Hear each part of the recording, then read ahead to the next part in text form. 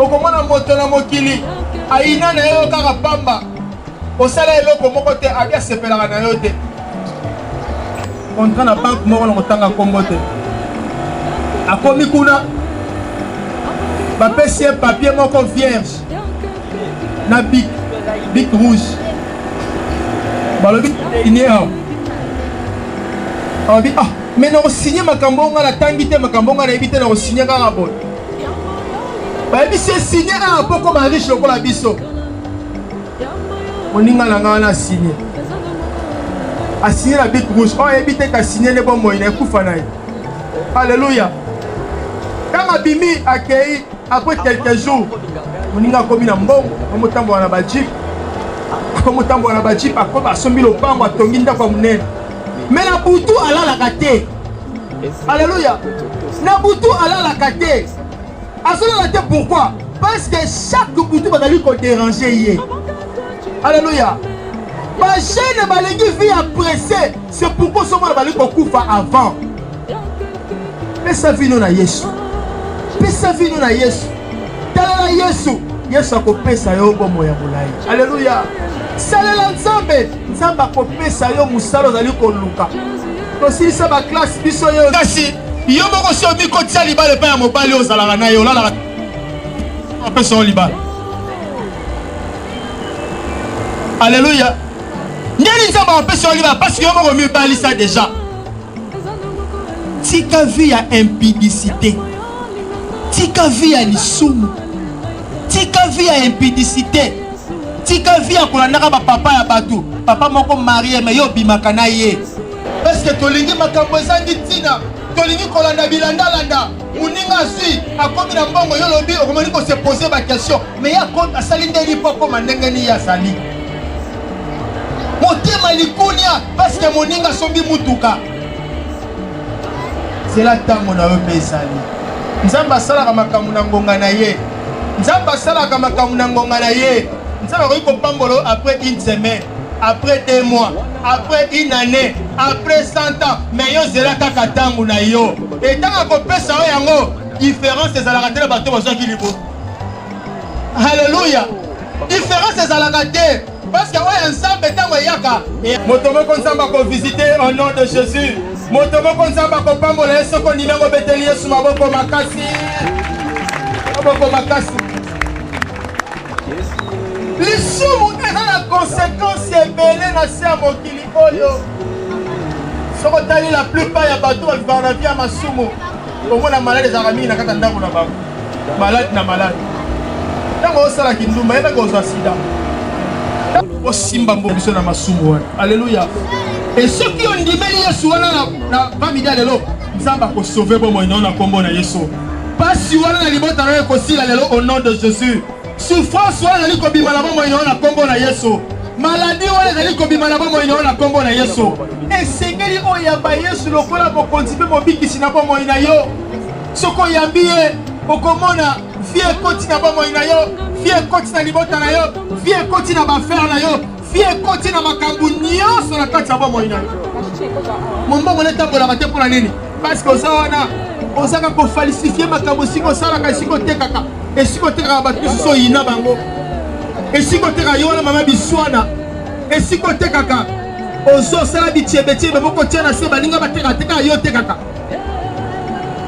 ndeni nzambe akopambola yo te alleluya fungola ndeko oyo kangai na kati ya motema fungola ye na kati ya motema na yo linga ndeko na yo pakola yo mafuta ya sika mais soki olobi kaka te nkolo natiki mokili na ye pai na ye nakosunga osala priere wana na bandeli mpo na meilleure compréhension mpo na kobatela bomoi ya molai na sa mokili oyo ya liboso nalobi toluka kimia na moto nyonso ya mibale tambola na bolingo zala na bolingo bandeko na yo zala na bolingo ensemble zala na ndeko ya bavoisin na yo zala na bolingo bavoisin na yo zala na bolingo batu nyonso bazali koapproche e ya misato salela nzambe mpe quatrièmement nalobi todemeure toujours na église kendaka église eza pratiquement impossible mpo na ngai na banda lundi ti dimanche nake église te eza impossible. Qu'est-ce qui me séparera de l'amour du Christ? Il ne me séparera de l'église. Là, tu as demandé que janvier, tu as commis la route à l'église. Bazar, le belé. Pendant janvier, tu as commis la route à quelle église? Bazali. Pendant que les gars veillent le 1er, le 31 décembre, si le lac est dans l'église, tu peux veiller le 3 heures. Et à souka na lobi otika masumu to yamba Yesu soko nyime ile ba obeteli Yesu maboko makasi